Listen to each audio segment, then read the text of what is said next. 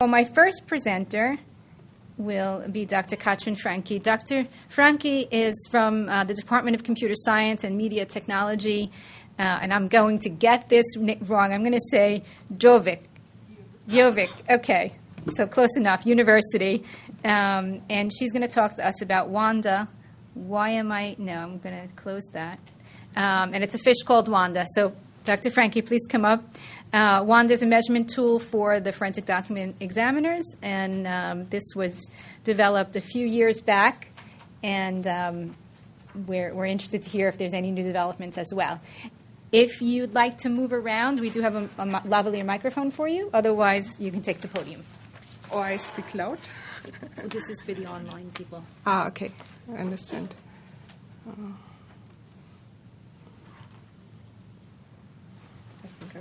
I prefer to move. Okay.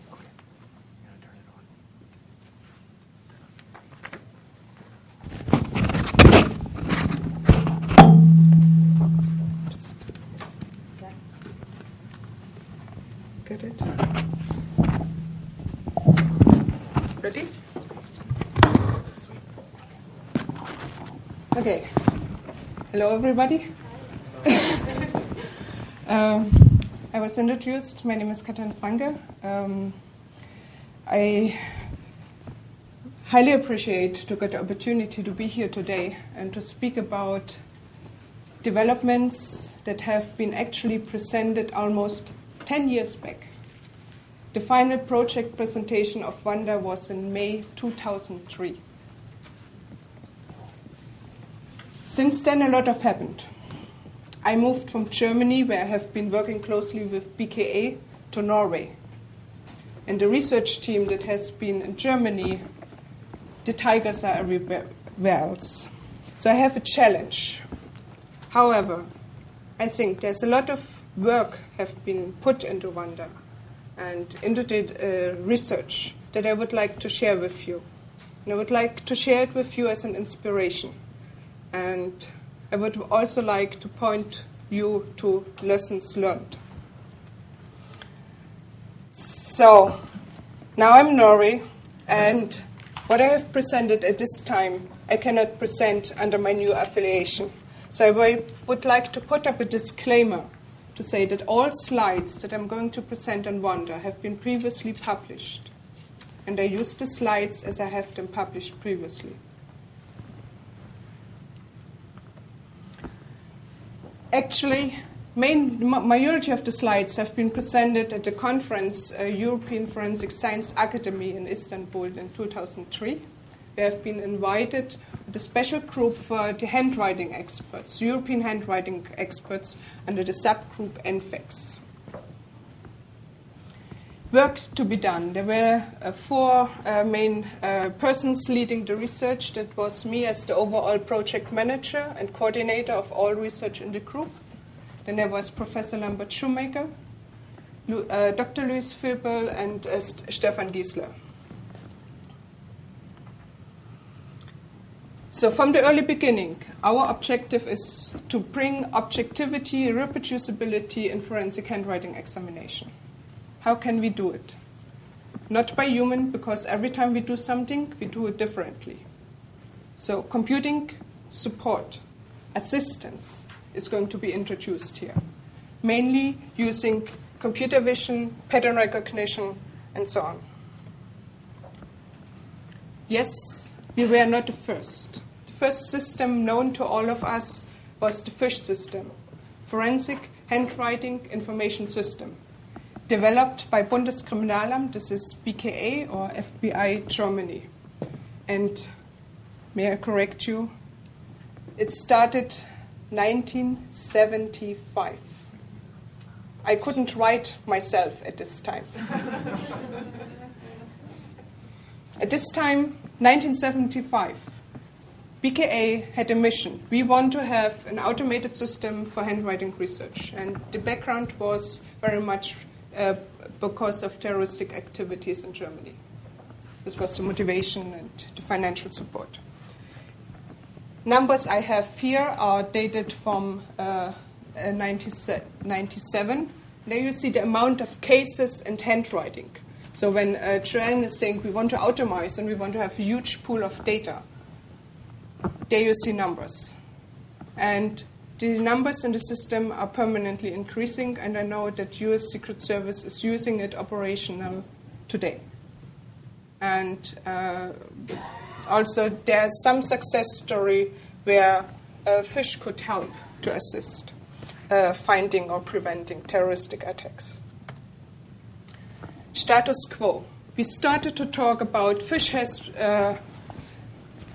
potential for improvements. Let's say it like this. We knew this since 1995, approximately. And we started to actively gather in 2001, August, mainly driven by Dr. Manfred Hager. Some of the seniors may know him. He was one of the promoters. And Dr. Hager always said, we like fish, but fish needs extension, and we don't want to do it alone. We want to have it in cooperation. We want to have it cooperation with US Secret Service. We want to have it in cooperation with FBI. And finally, in end of November in 2001, you can correlate dates. November 2001, there was a strategic meeting in Wiesbaden in Germany where jointly it was decided, yes, we have to update fish. We knew at this time that fish had just got a makeover paid here in the US. But what we also knew, that the makeover for network connectivity and graphical user interfaces never touched the algorithms below. The algorithms have been the same. Data formats, data standards have been all the same. So we wanted to go beyond this. This is the timeline. This is something to read up later. And what we decided in this strategic meeting is that we need to bring together different expertises. Researchers in the Netherlands, mainly from Nijmegen University, supported by Netherlands Forensic Institute, were very strong already in the beginning of the 90s of kinematics of handwriting processes, of psychomotor control aspects of handwriting.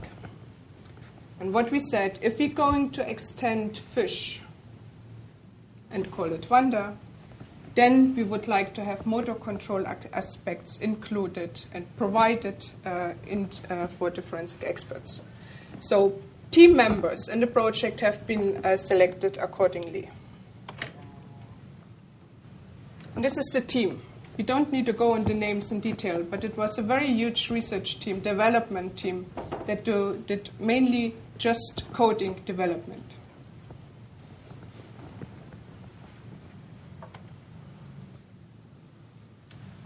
Overall objective, standardization of the data format, using modern data formats to allow exchange of data. You may know that sometimes, for instance, for simple fingerprint data cannot be shared because different data standards. Same in handwriting, and in particular if they are electronically stored. How can we overcome this and have one jointly agreed data format on it? Next thing, modularization, extensibility. Fish was a monolithic system. The new algorithms didn't fit in. Joanne said, over the last year, a lot of innovation is going on, a lot of new developments. How can we bring it and how can we use it? Do we have open interfaces? No, everybody has this little something. How can we do it? And then, of course, objectivation, the standard needs in forensic science analysis. So what we did is two things: the algorithms, user interfaces, data format, and the system concept. And I have no time to go into system concept, but everybody is talking today cloud computing, distributed computing. Hey, come on, we had it 2003. It's sad. It's really sad.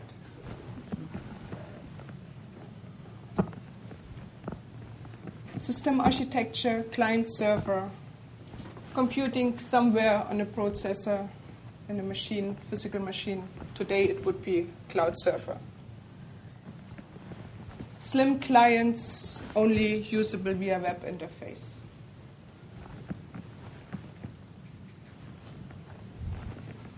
Server, the algorithms extensible. Not only algorithms from Katrin, and you have to use them or you leave it. No, algorithms from everybody, from the community who contributes.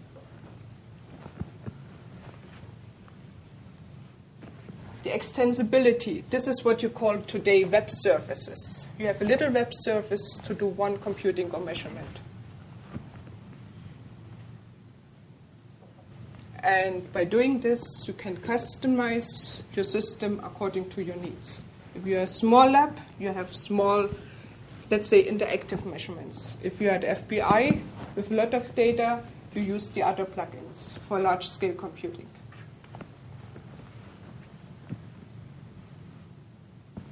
Yes, and of course, we want an interface where, let's say, in forensic handwriting expert in Germany or Netherlands, very often psychologists can deal with, not the crazy computer scientists. What we had from the early beginning, support for optical scanning, graphical user interface, pen data input. We could even overlay on and offline data. I go more into detail of this one. We have algorithms to remove complex backgrounds. At this time it was checks, today you have passports. And of course, we supported everything what Fish had already for annotating writer characteristics, content characteristics, material critics, and so on. I just browse over it, so this is something you can look at later on. Here. And talking with BKA, they said, well, we have a lot of physical technical analysis. This should be going in there, our ESTA study. Open interfaces.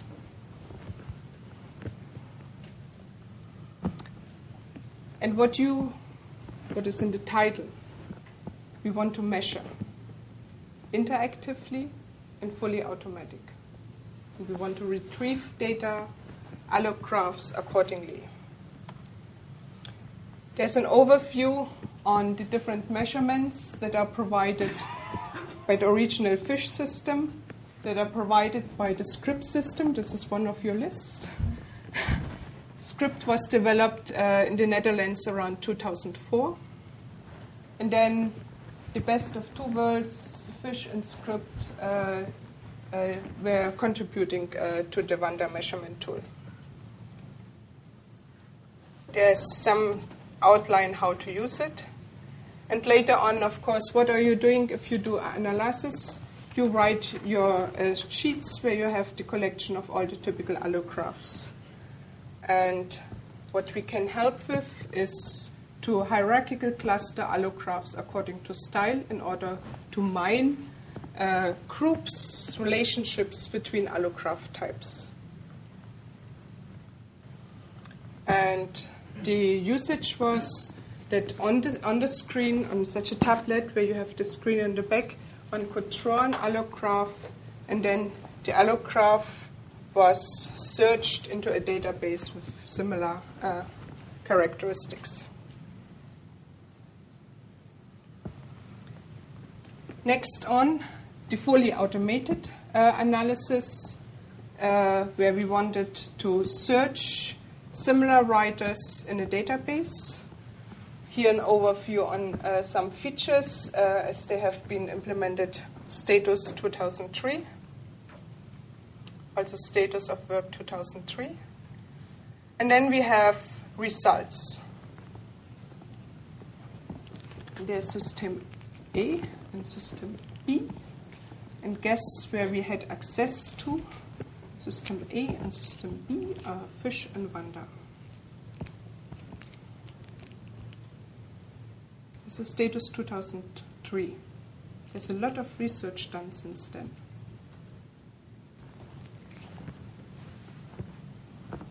I give you the references. This presentation, of course, is not the opportunity to go into details, into the depths.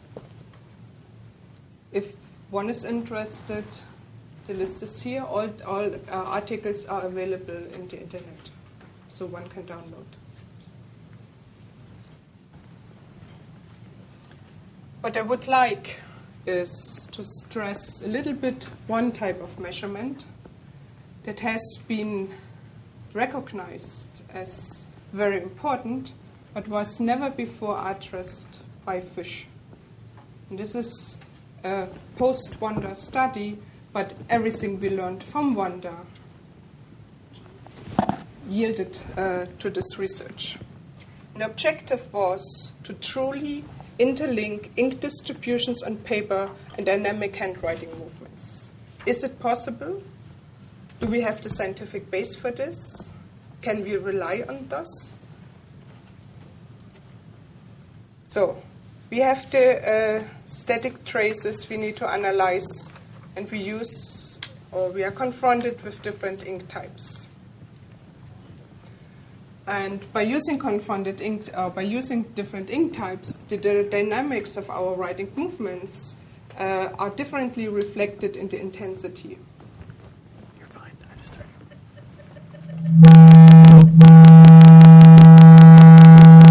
Okay. Yes, be fine. I'm trying to turn up the mic. He needs to do that subtly. Okay. I know. All right, we'll see if that works. Sorry. This is nothing. My first presentation, I was falling over, so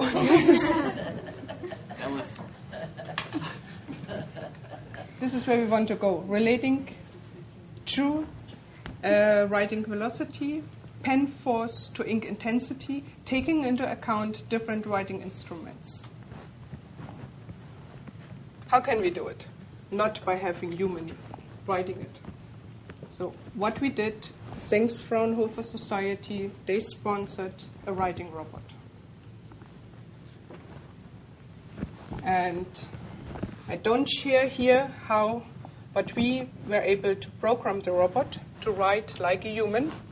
And I have samples in my bag, so who is interested to see original handwritings from the robot? I still have a few left. And so that you believe me, oops.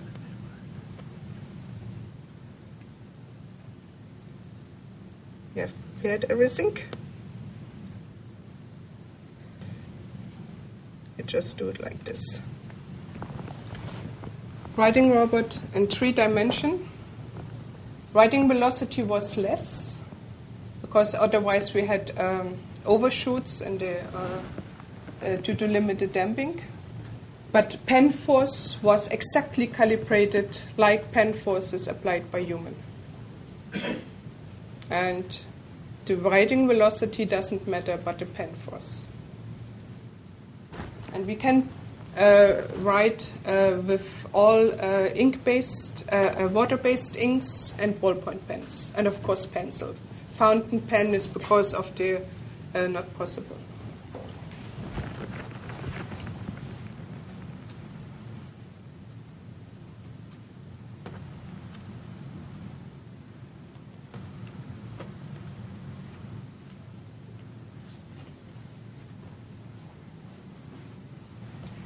These are examples. Nice feathering as it's supposed to be. Ink phenomena. And on the left-hand side, you see the little program. Published, the references in the published. And what we wanted to do is first to find out whether for each of the ink types, we are able to recognize the ink type. And based on about 20 examples, we could, and whereas the previous study, we knew exactly the brands of the pens. So everything registered, and the database is still available. We could recognize the pen type, automatically, and we could also predict the intensity of the ink according to pen force applied. And this is, after the analysis and regression analysis, the remaining ink types. How to apply it? Once we have the model, we are able to segment specimens and to identify so-called high-pressure regions. And what we see is the genuine writer has other areas within the signature or handwriting of high-pressure region than a simulator. What we then also needed to find out is whether ink phenomena are reproducible. Typical what is reported. And what we could prove, with the help of Wanda, there is the link that ink phenomena are stable when writing. Statistical analysis, highly reproducible, and not only locally, but also over the whole ink trace. If you want to learn more, there are about 255 pages explaining the robot, explaining handwriting movements and the studies for details. Lessons learned. Today we are in Norway, and Wanda is alive. Wanda is now going with the basis for the forensic lab I'm heading, and our target is large-scale forensic investigations using documents and using electronic evidence. Thank you.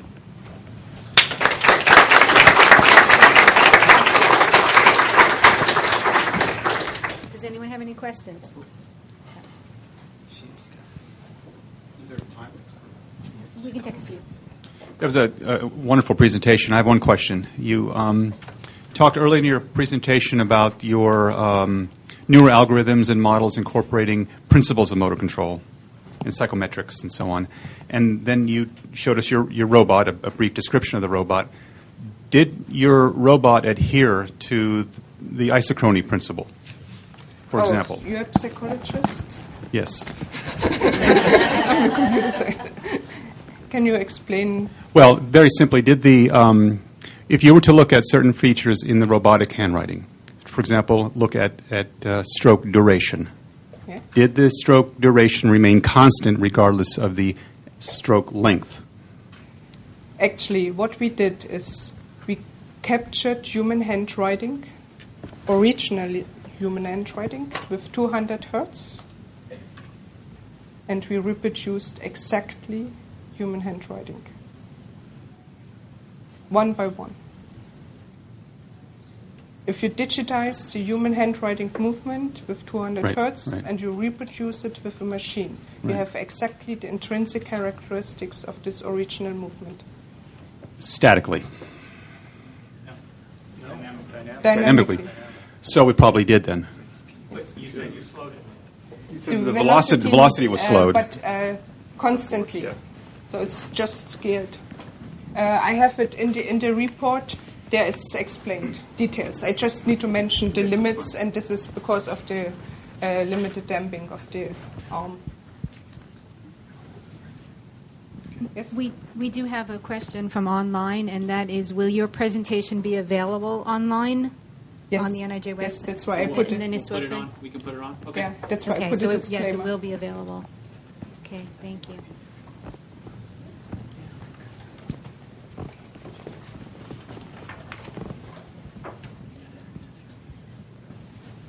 Thank you. During the writing process of the robot, it seems that the pen angle to the paper is held constant. Yes. Whereas among the degrees of freedom, okay, you fixed this, I see. Yes, I know. Yes, average. Also in the long report, we did a study before on pen tilt and pen angle. Average angle is 55 degrees, and there are writers that have very limited variations. Of course, we cannot reproduce all.